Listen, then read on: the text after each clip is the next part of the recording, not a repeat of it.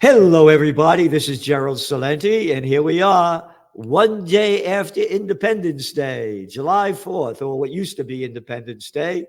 And we have with us a man who really knows about the true meaning of independence, of what the founding fathers of the United States believed in, with a thing called, first it began with the Declaration of Independence, life, liberty, and the pursuit of happiness.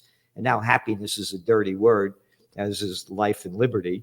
And a man that knows the Constitution and the Bill of Rights, and I say it over and over again. I'll put him up against anybody in America or around the world to really talk about the truth of what the founding fathers believed in and what they fought for. And Judge, it's one day after Independence Day. Thank you for being here.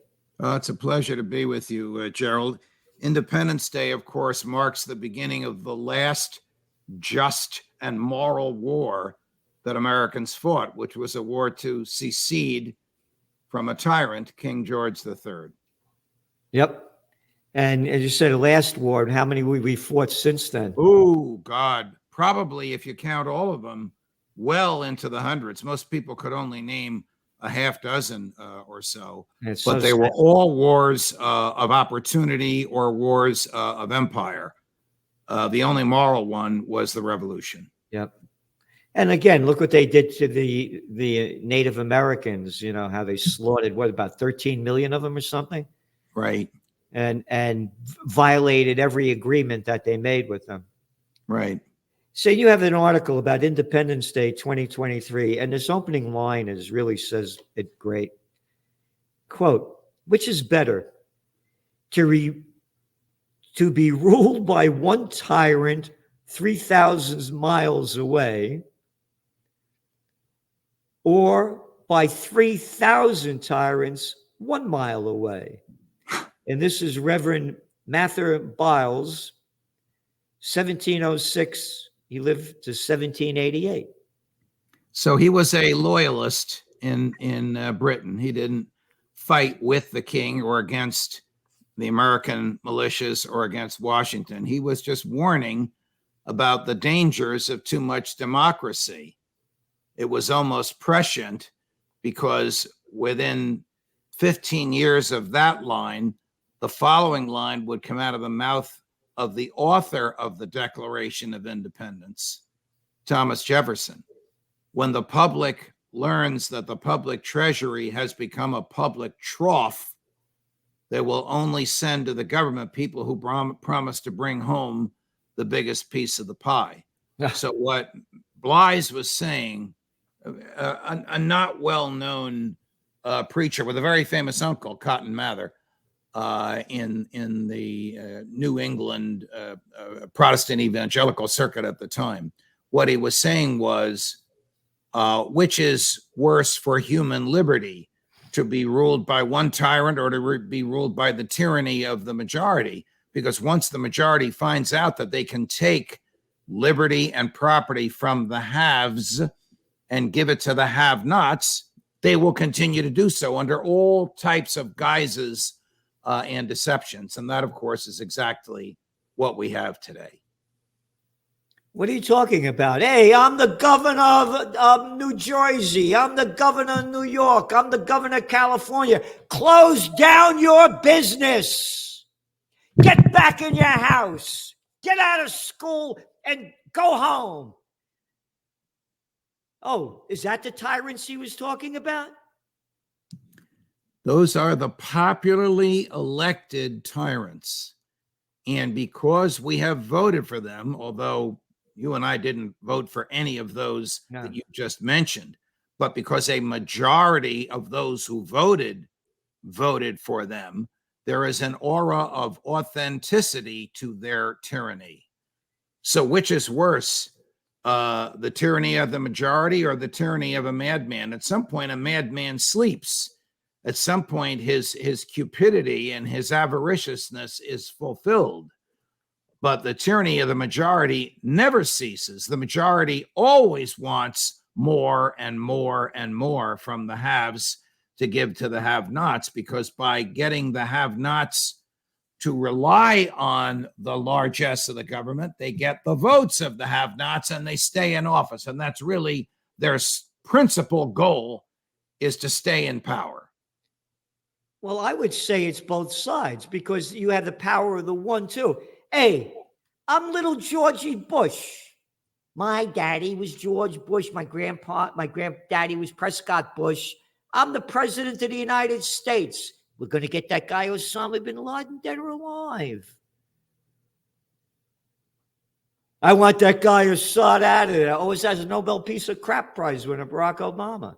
I want that guy Gaddafi out of there. The Congress, because it's the one that's doing it as well. They've given them. Correct. We got both. We got tyranny from the top and the bottom. You're exactly right, because the Congress doesn't give a damn about the Constitution, and the Congress is afraid of being voted out of office if they make hard choices.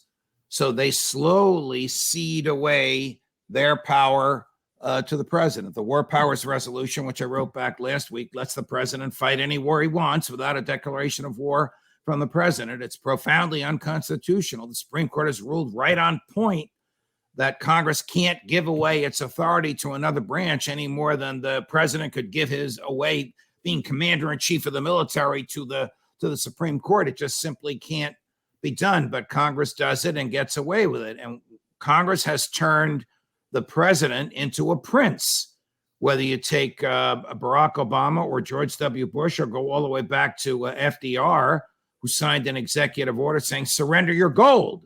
Give us your gold. Yeah. I just ordered it.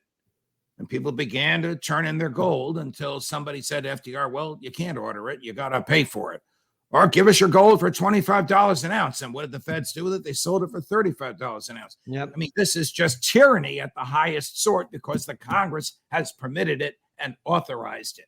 And then the power that the Congress in the 1933 gave to FDR is still there for Joe Biden to use today.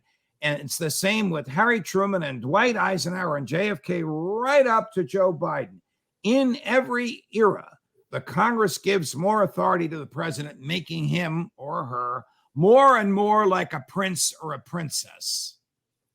Well, of course he is. Every time these clowns go anywhere, they roll out a red carpet for him, and all the little boys and girls in their military drag salute. They are. They're, again, we are ruled by one tyrant, and we're ruled by 3,000. Well, what you guys said, it's both sides right now. And correct. You go on to say, this is really very, I read this, and I really want you to talk about this. No liberty-minded thinker I know of seriously argues today in favor of hereditary monarchy. Well, again, we have it when you look at the Bushes and one after another. It's one big club and you ain't in it. Little Andy Cuomo, the list goes on. But many of us are fearful of an out-of-control democracy, which is what we have in America today. I say tyranny because there remain in our federal structure a few safeguards against runaway federal tyranny, such as the equal state representation in the Senate, the Electoral College, the state control of federal elections, and life-tenured federal judges and justices. And then you go on to say, of course, the Senate, as originally crafted, did not consist of popularly elected senators. Rather, they were appointed by state legislators to represent the sovereign state as states, not the people in them. Could you explain that? So James Madison's genius was to construct a federal table with three sides.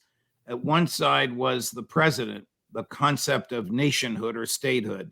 On the second side was the people in the House of Representatives. On the third side were the states. Remember, as Ronald Reagan said in his first inaugural address, the states formed the federal government and not the other way around. The federal government existed when each of the 13 states ceded away a little bit of their authority to the federal government. By the way, if I had been the drafter of that speech for him, I would have added the following line. And the power that the states voluntarily gave to the federal government, they can take back. That line is not in there, but if I drafted it, I would have pressed him to add that line. When Woodrow Wilson and the progressives in that era, Republicans and Democrats, Teddy Roosevelt was as much a proponent of this as was Woodrow Wilson, voted for the 17th Amendment to make the senators popularly elected. It became a glorified House of Representatives. It didn't represent the states as sovereign states.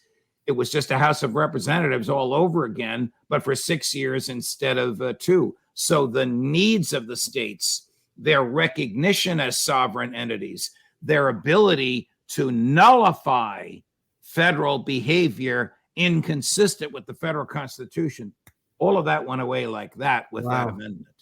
Wow. You have so much in this article, and this will be out tomorrow. And again, for more information, you go to the judge's channel, and it's Judging Freedom. And he has great interviews. www.judgenap.com. And you go on also to say about, I didn't understand this. Had Madison been alive during the presidency of the anti-Madison Woodrow Wilson, who gave us World War I, the Federal Reserve, and the administrative state, the popular election of senators and the federal income tax, he would have recoiled at a president destroying the three-sided table, which you just talked about. What's the administrative state?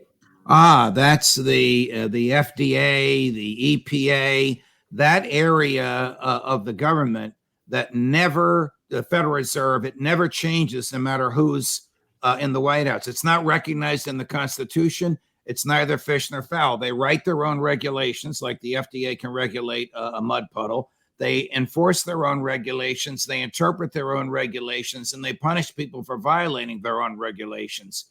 They're really, as I said, alien to the Constitution, but they get bigger and bigger and bigger. They employ probably they employ, about 500,000 people. They're the permanent bureaucracy in Washington, D.C. that really runs the instrument of government, and they don't change no matter who's in power. Even when Donald Trump appointed a more rational-minded head of the EPA, they still came out with these crazy regulations preventing you from building on your own property. The FDA, you and I have railed against vaccines and mask mandates. The FDA is the ones that are responsible for all of that.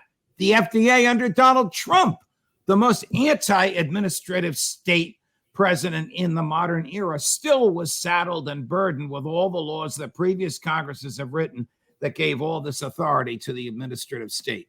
Wilson's idea was the people are too stupid to govern themselves. They need experts.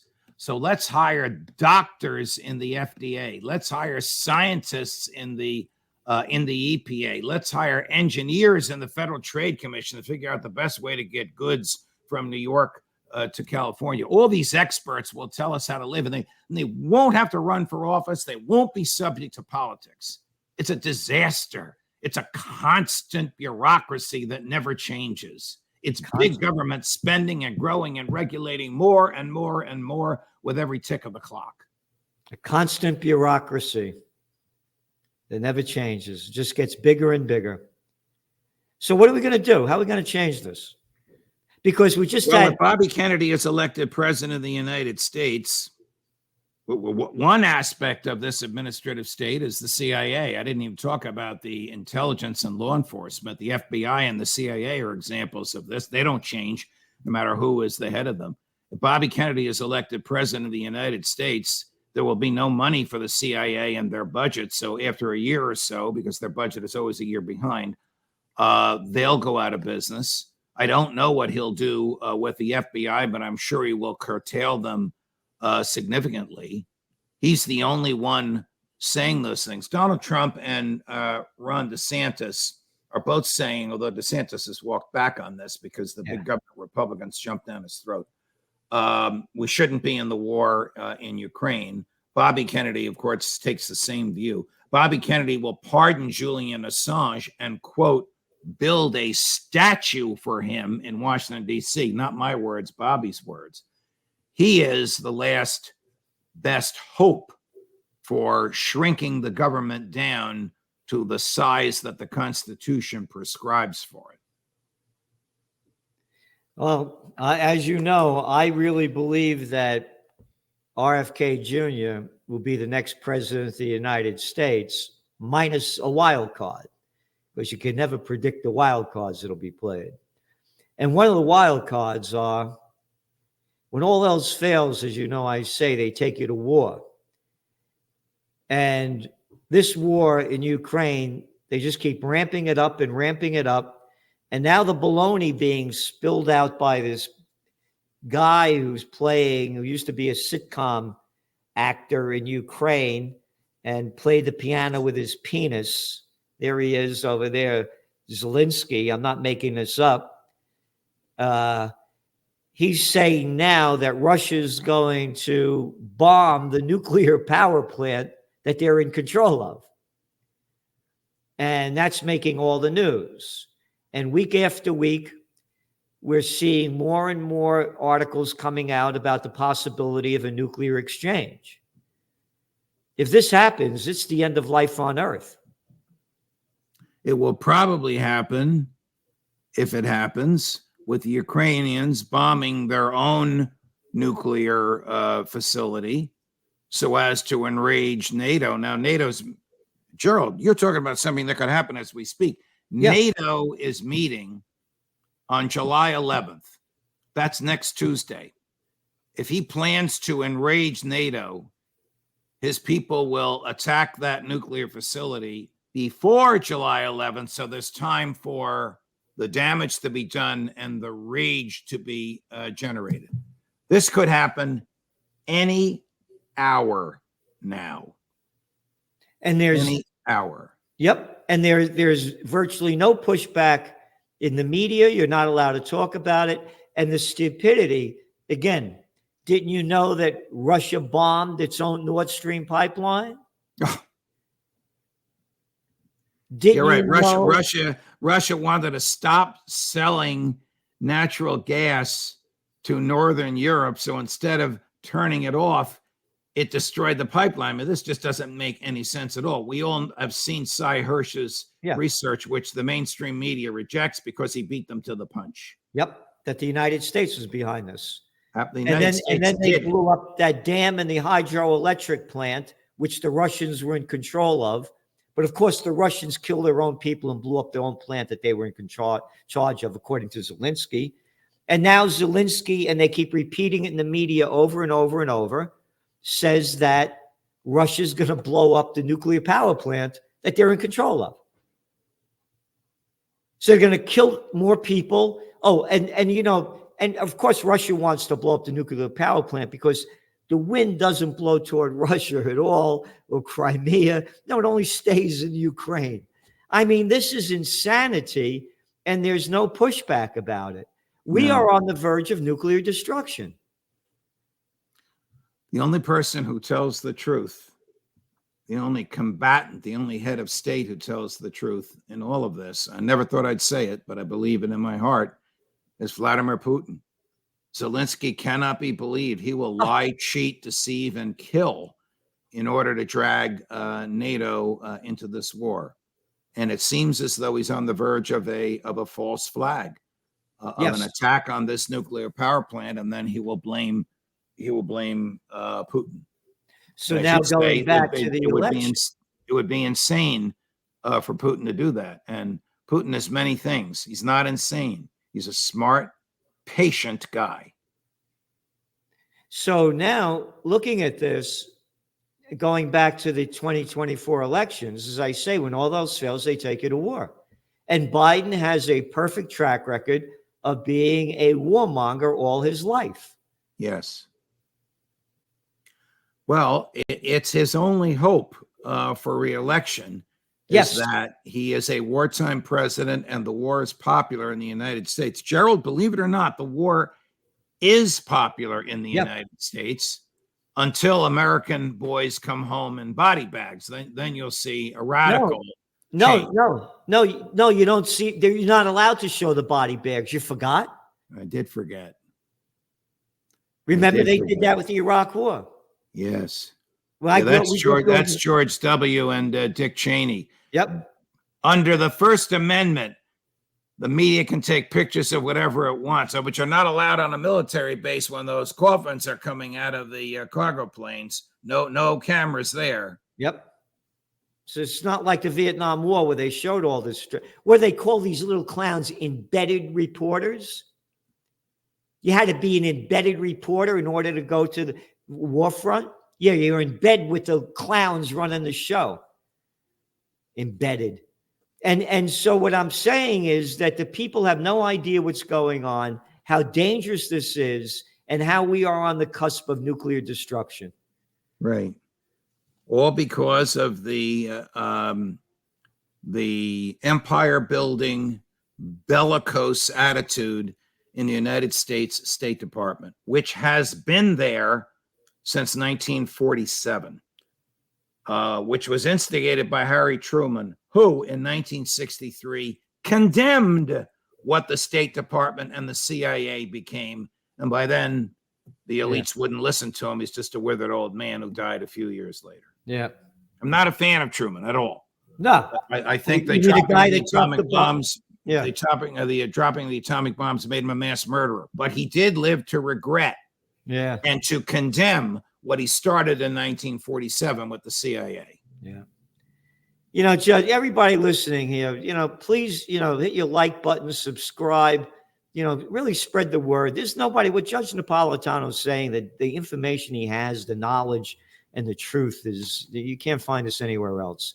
And again, go to the Judge's channel for more Judging Freedom. He has great interviews with great people as well. Judge, thanks so much for being here. And again, here we are on July 5th, and we talked about Independence Day, something that's long been lost. We've lost our independence. Well, we become, as I say it, our plantation workers on the global plantation of Slavelandia. So, Judge, see you next week. Thanks so much. Thank you, Gerald. Always a pleasure no matter what we talk about. All the best.